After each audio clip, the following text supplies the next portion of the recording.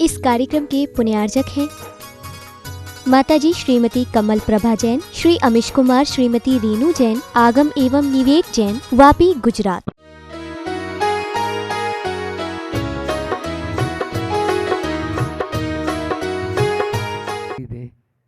तो आज अंतिम अक्षर जो है व्यंजन का है कि बात करना है, और यहाँ पर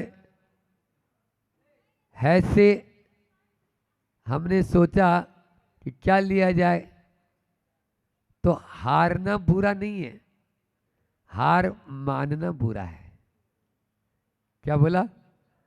हारना बुरा नहीं है, हार मानना बुरा है। यदि आपने हार मान ली तो फिर कुछ नहीं, क्योंकि संत कहते हैं मान लो तो हार है और ठान लो तो जीत है। बस आप ठान लो तो जीत आपकी होना ही होना है।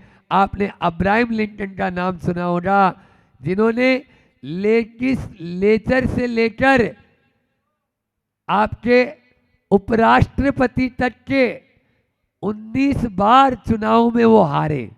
कितने बार? 19 बार हारे, लेकिन जब जीते तो प्रेसिडेंट ऑफ अमेरिका बनकर सीधे राष्ट्रपति बन गए, क्योंकि ये है हारने के बाद वह जीत ऐसी हासिल की कि सीधे प्रेसिडेंट बन गए। इसलिए हारना बुरा नहीं, हार मानना बुरा है। पंक्तियां किसी ने सार्थक कही है कि जीवन में कुछ करना है तो मन को मारे मत बैठो। जीवन में कुछ करना है तो मन के मारे मत बैठो। आगे आगे बढ़ना है तो हिम्मत हारे मत बैठो। आगे आगे बढ़ना है तो हिम्मत हारे मत बैठो।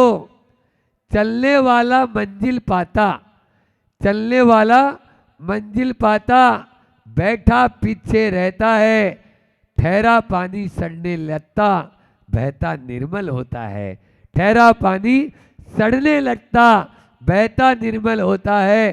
पांव दिए चलने के खातिर। क्या बोला? पांव दिए चलने के खातिर, पांव पसारे मत बैठो। और जीवन में कुछ करना है तो मन के मारे मत बैठो। हिम्मत हारे मत बैठो।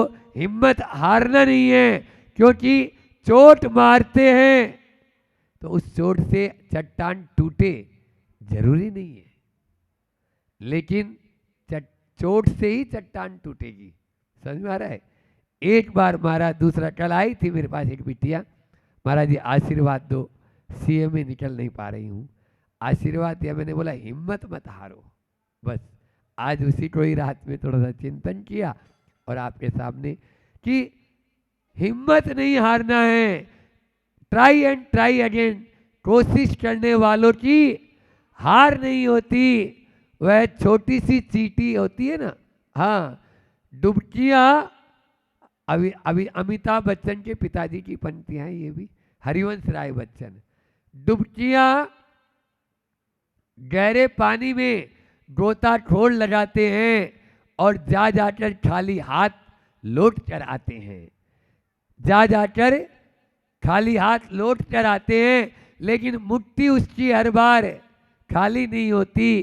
कुछ किए बिना ही जय जयकार नहीं होती, और कोशिश करने वालों की हार नहीं होती। बस इन पंक्तियों को नन्ही नन्ही चींटियों से आप देखो ना, रामचंद्र जी के जीवन को उठा के देख लो।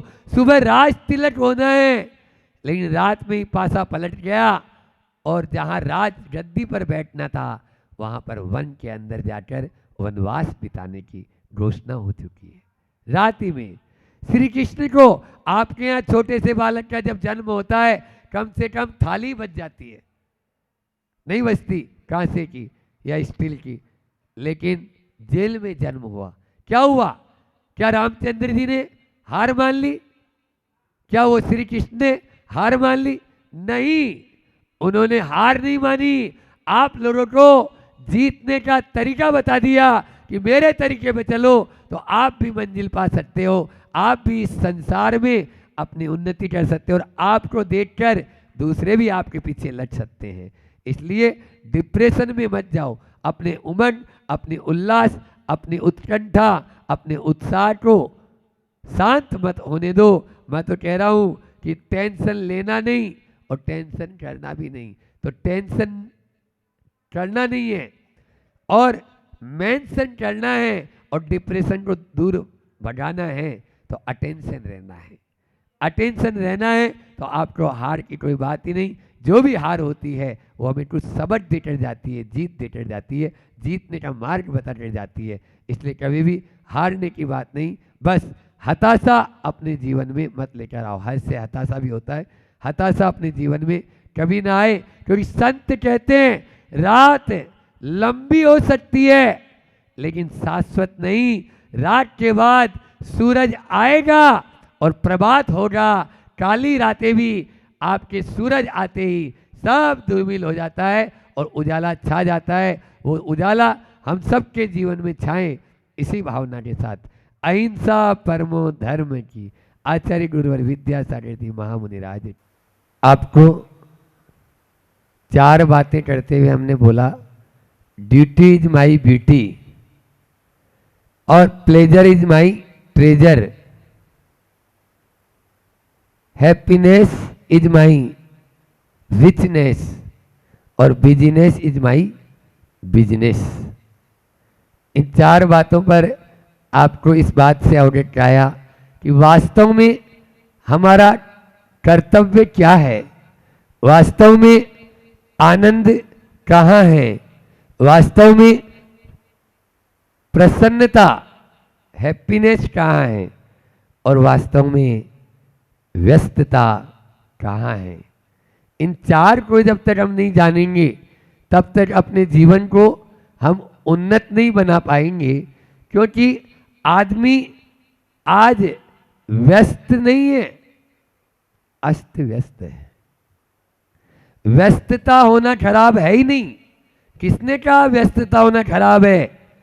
अरे व्यस्तता तो हम जैसी की व्यस्तता देखो, थोड़ी देर सोते हैं, खाना है तो बस थोड़ा बहुत आहार का समय देख लो, बाकी समय में अपने अंदर में।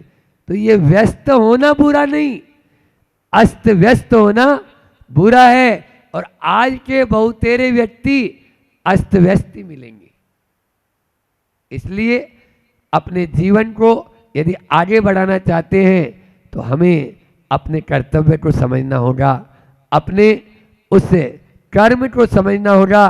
कल मैंने कहा था कि कर्म कैसे करें, तो कर्म करने के लिए हमें सट कर्म की बात कही, खट कर्म की नहीं। खट कर्म तो खूब करते हैं, सट कर्म करो। और वो 6 कर्म कल आपको बताया कौन से? देव पूजा, गुरु पास्ती, स्वाध्याय, संयम, तप और दान। ये 6 कर्म हैं। आप लोग पुण्यशाली हैं, पूर्व में ऐसा पुण्य किया तभी तो यहाँ पर सिद्ध चक्र महामंडल विधान में एलोरा में आकर वह सिद्ध चक्र विधान की रचना कर डाली। और उसमें भी यहाँ आने के बाद में भी वो और अधिक पुण्यशाली मानूंगा जिन्होंने अपना मंडल लेकर अपने मंडल पर वो पूजा आराधना यहाँ कर रहे हैं कि नहीं, हम अपना सिद्ध चक्र विधान यहाँ पर रचकर अपनी पूजा यहाँ पर समर्पित करेंगे। प्रभु चरणों की जो है चरणों में हम अपना अर्घ समर्पित करेंगे। ये निश्चित रूप से आप मान के चलिए, क्योंकि रहन सार में आचार्य कुंकुन भगवान ने बहुत अच्छा कहा, दानम पूया मुख्यम साव्य धम्मो न खवैया हुंती तेन विना, झाणत जायणम मुख्यम जयम धम्मे तेन विना तहा सोभी। अर्थ है यहाँ पर कि महाराज जी आपने तो बोल दिया, प्राकृत में अर्थ बता रहे हैं। अर्थ ये है कि दान और पूजा जो है उसके बिना श्रावट नहीं, और ध्यान और अध्ययन के बिना मुनि नहीं। ये यहाँ पर रहन सार में कह रहे हैं, दान और पूजा श्रावट का मुख्य कर्तव्य है। मुख्यम साव्य धम्मो और मुख्यम जय यति धम्मो झाणत झाणम, यानी ध्यान और अध्ययन। ये हमें ध्यान में रखना है। इसलिए पूजा को आप ऐसे केवल कोरा क्रियाकांड मत समझे और पूजा को रूटीन भी न समझे। पूजा हमारे जीवन रूपांतरण को करने वाली एक अनूठी क्रिया है। इसके माध्यम से हमारे जीवन में आमूल चूल परिवर्तन होता है। बस आध्यात्मिक भक्त बनकर पूजा करना है।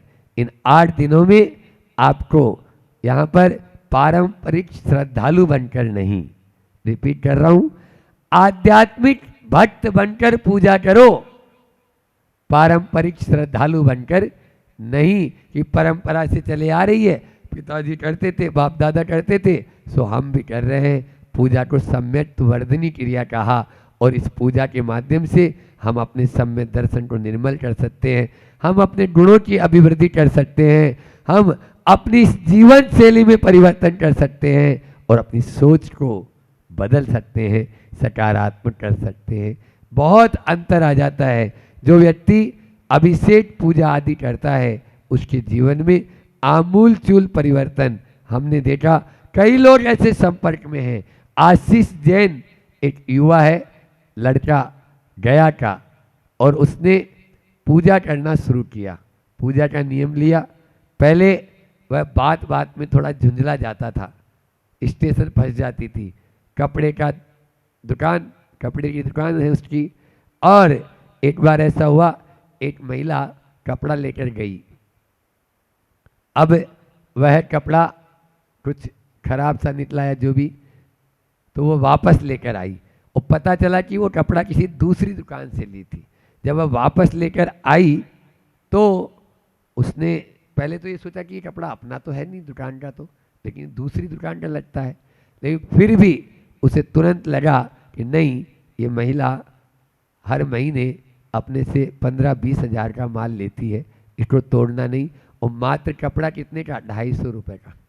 तो 250 रुपये कपड़े के पीछे अपन को ग्राहक खराब नहीं करना। उसने तुरंत लिया, डाला और दूसरा कपड़ा उठा के दे दिया। ये कमाल होता है पूजा का। जब पूजा करने लगता है आदमी तो उसके मस्तिष्क में तुरंत ही नकारात्मकता हावी न होकर सकारात्मकता हावी हो जाती है और वह उसके बारे में भी अच्छा सोचने लग जाता है। यह पूजा के माध्यम से होता है।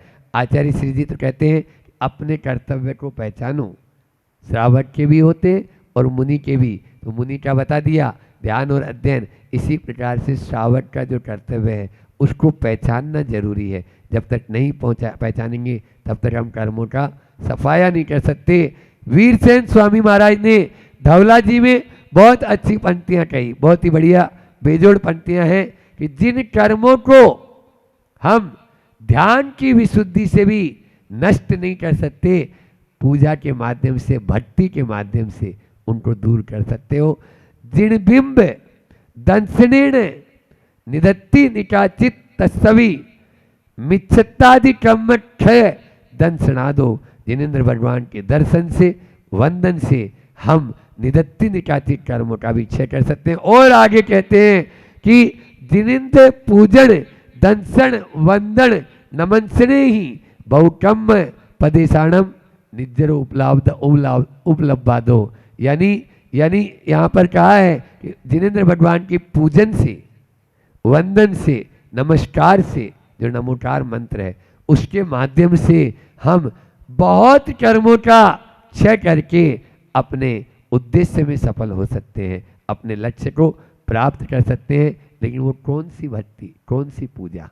यहाँ पर ये एक आज 4 बात है। पूज्य, पूजा, पूजक और पूजा का फल। रिपीट कर रहा हूँ, पूज्य, पूजक, पूजा और पूजा का फल। हमें ये देखना है कि हमारे पूज्य कौन है, फिर हम जो पूजक हैं तो हमारी क्या भूमिका है, पूजा का फल क्या है और पूजा क्या है। आज उसी के बारे में थोड़ा सा आपके सामने रखना चाहता हूँ कि अपन को सबसे पहले पूज्य कौन है। भक्तों की परीक्षा करने वाले बहुत सारे गुरु हुए, लेकिन गुरु की परीक्षा करने वाले, भगवान की परीक्षा करने वाले एकमात्र भक्त हुआ और वो थे आचार्य समंत भद्र स्वामी, जिन्होंने भगवान की परीक्षा की और एक ग्रंथ की रचना की, आप्त मीमांसा, आप्त परीक्षा। समझ में आ रहा है? वह आप्त मीमांसा या आप्त परीक्षा नामक जो ग्रंथ लिखा, उसमें उन्होंने भगवान को कहा कि भगवान, मैं तुम्हें इसलिए नमस्कार नहीं कर रहा हूँ, आपको इसलिए नमस्कार नहीं कर रहा हूँ कि आप जो है खूब आपका समोसन लगा है, खूब जनता आपकी भीड़ उमड़ रही है, खूब ठाट बाट आपका है, आप गगन में विहार कर लेते हैं, इसलिए मैं आपको नमस्कार नहीं कर रहा हूँ। मैं इसलिए नमस्कार कर रहा हूँ कि आप वीतरागी हैं, आप वीतरागी हैं, आप 18 दोषों से रहित हैं। आप में हमारी तरह वे दोष नहीं है जो दोष होते हैं हम लोगों में, रागी में और वीतरागी में। यही अंतर है कि हमारे में वे दोष हैं और प्रभु उनसे विरत हो चुके हैं, इसीलिए वे वीतरागी कहलाते हैं। मैं आपकी पूजा इसलिए कर रहा हूँ। यहाँ पर वह पूज्य हमारे लिए कौन है?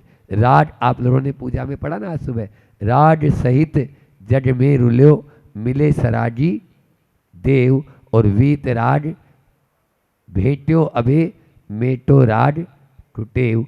अनादिकाल से मैंने केवल सरागी देवी देवताओं की पूजन की और अपने संसार को बढ़ाता रहा।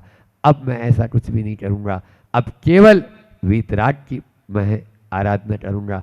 और उसके बाद में पूजक के लिए मैंने कहा कि पूजक कैसा, क्या उद्देश्य होना चाहिए पूजक का, पूजा करने वाला कैसे होनी चाहिए, बोलो लक्ष्य। अभी मैंने इसमें कहा आपको कि आध्यात्मिक जो है भक्त बनो, पारंपरिक श्रद्धालु नहीं। हमें अध्यात्म की ओर दृष्टि रखना है कि जैसे आप हैं वैसे ही हम बन जाएं। लेकिन क्या करें, मान लो यदि आप मंदिर में दर्शन कर रहे हो और मंदिर में दर्शन करते समय कोई आपको, जैसे आप मंदिर के दरवाजे पर पहुँचे, मंदिर के दर्शन के लिए जा रहे थे, मंदिर के दरवाजे पर पहुँचे और कोई आपको बोले, एक व्यक्ति अंदर मंदिर से बाहर निकल रहा था जो आपको 3-4 साल से पैसा नहीं दे रहा था, और वो कहे आप मेरे साथ घर चलो, 1 लाख रुपए जो आपका बकाया है वो मैं आपको दे देता हूँ। आप पहले मंदिर के अंदर घुसोगे या पहले उसके साथ जाओगे, बोलो? जो 1 लाख रुपए आपका 3-4 साल से नहीं आ रहा था वो देने के लिए बोल रहा है कि मेरे साथ चलो, मैं आपको 1 लाख रुपए दे देता हूँ, तो आप बोले भगवान कौन से भटके जा रहे हैं, पहले तो ये ले लो। ऐसा नहीं, हाँ ये बैठे हुए हैं काला परिवार, ऐसा आपको रखो कि नहीं, मंदिर के बिना हम कुछ नहीं करेंगे, और सबसे पहले मंदिर में विधान करेंगे, फिर अन्य कार्य करेंगे।